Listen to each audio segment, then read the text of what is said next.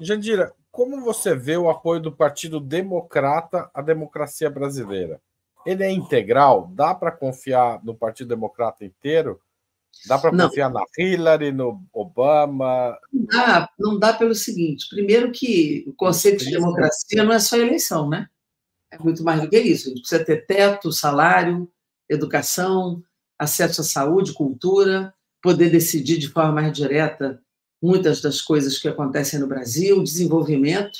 E a política norte-americana é contra tudo isso, nos países em desenvolvimento, né? Então, isso já é um problema. Agora, existem democratas e democratas, existe uma parcela. A política externa dos democratas é horrível, vi de Israel-Palestina, o apoio que os Estados Unidos têm dado a esse massacre na Palestina, inclusive com armas próprias, né? Então, mas existem outros parlamentares, por exemplo, com quem nós conversamos, por exemplo, o McGovern. O McGovern impediu o Eduardo Bolsonaro de entrar na Comissão de Direitos Humanos. Ele que barrou, né? O Jaime Raskin, que foi o principal cara da CPI de lá, e outros parlamentares com quem nós conversamos, que votaram, por exemplo, contra o orçamento dos Estados Unidos para Israel, e que tem uma posição muito mais abrangente da questão democrática, né? Eles, inclusive, têm críticas ao Biden, votaram contra a proposta do Biden em relação a esse orçamento de massacre à Palestina, de genocídio. Então, como o democrata é uma frente, é um frentão, você consegue encontrar fatias, né, desse partido que se compõe mais com uma visão mais ampla de democracia e com uma posição mais corajosa também. Agora, nós também não estamos indo só com a esquerda, né? Nós achamos que essa frente agora contra o fascismo ela tem que ser ampla. Então, você veja, foi MDB, foi PSD, nós estamos fazendo uma comitiva também mais ampla do que a esquerda, para que a gente tenha mais condição de ampliar esse arco de debates e isolar os fascistas, que é o sentido maior agora dessa programação e dessas viagens. Agora, no Partido Republicano, é praticamente integral o apoio ao golpismo no Brasil ou não?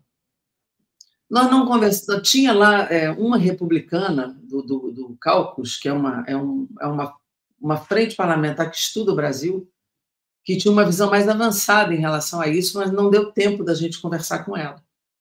Mas eu não sei se é uma visão global dos republicanos apoiar o que o Trump fez lá, o Bolsonaro fez aqui. Na minha opinião, não. Até porque teve republicano lá que foi contra o que aconteceu no Capitólio, como certamente é contra o que aconteceu aqui. Também uma outra frente mais à direita, mas é uma frente também. Então, eles também se dividem nesse processo. Jandira, nesse quesito, ainda Estados Unidos, como é que a direita se articula lá? O que os parlamentares norte-americanos falaram sobre a articulação deles lá em relação ao Brasil?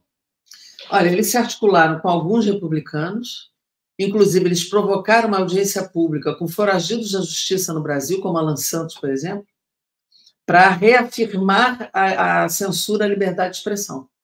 Só que nós preparamos os deputados democratas para essa audiência.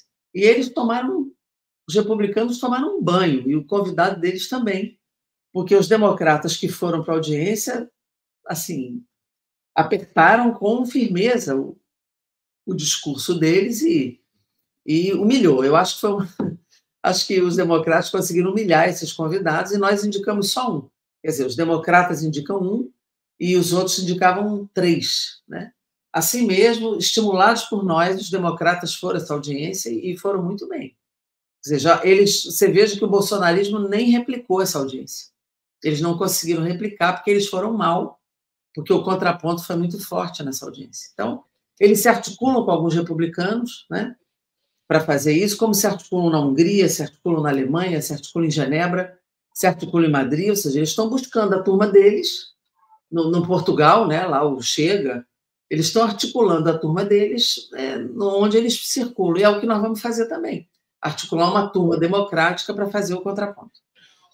Jandira, esse internacionalismo que a gente vive é novo? É diferente dos movimentos internacionalistas anteriores?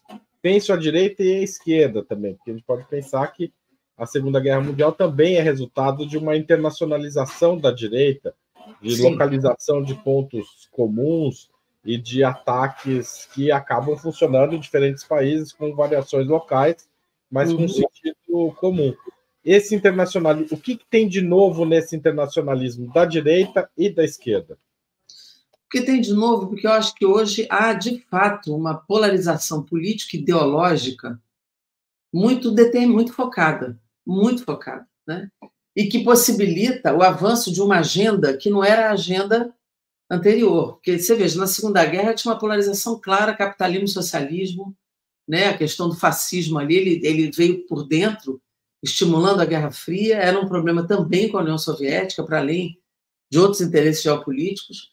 Hoje, o que você tem é uma tentativa da extrema-direita de derrotar a esquerda e o progressismo para implantar a agenda de um capitalismo contemporâneo que é cada vez mais sem Estado, cada vez mais sem direitos, cada vez mais conservador nos costumes, cada vez mais utilizando instrumentos novos da comunicação, da inteligência artificial, outros mecanismos que circulam o mundo em 2 minutos. Antes não se tinha isso, agora você tem um trânsito de informação, de articulação muito mais ágil do que é agora. E agora a gente tem o Fórum de São Paulo, tem outras articulações, mas a articulação muito da esquerda, né? Agora é uma articulação mais ampla, é a construção de uma frente ampla contra esse neofascismo que existe no mundo e que vem crescendo, né? Vem crescendo nos parlamentos, vem crescendo na opinião pública e vem crescendo porque a comunicação deles é, de fato, muito profissional, muito cara e muito verticalizada, e eles batem exatamente naquilo que, vamos dizer assim, que alguns estudiosos chamam na linha do cidadão de bem. Cidadão de bem, que é o cidadão da família, de Deus, da propriedade, né? Da exclusão de muita gente, da exclusão de qualquer diversidade humana, de qualquer diversidade cultural e diversidade religiosa também. Então, eles vêm com muita força, focando muito nisso e trabalhando com comunicação aqui no Brasil, com milícia e com neopentecostalismo, o que é algo novo, na minha opinião. A igreja sempre esteve na política, sempre esteve. Mas essa forma de entrar na disputa do poder político a partir das igrejas, dessa forma como é feito agora, isso de fato não era assim antes. Isso é pior aqui do que em outros países, né? Neste momento, pelo menos. Nos Estados Unidos, não, é muito forte também. É muito forte, lá é muito forte, mas na Europa menos. Na Europa menos. O uso da questão do instrumento religioso, pelo menos na Idade Média era muito, né? Tanto que teve o movimento luterano, né? Em alguns momentos total, né? A tentativa de ruptura com a Igreja Anglicana, né? Inclusive com o Estado monárquico inglês. Então, o movimento luterano tentou romper exatamente isso, mas com a Igreja Católica. Agora você tem uma estrutura que vai se formando no Brasil inteiro, e que se estrutura não pela Bíblia, mas pela disputa de poder político. Não é a Bíblia, não é a referência, de fato.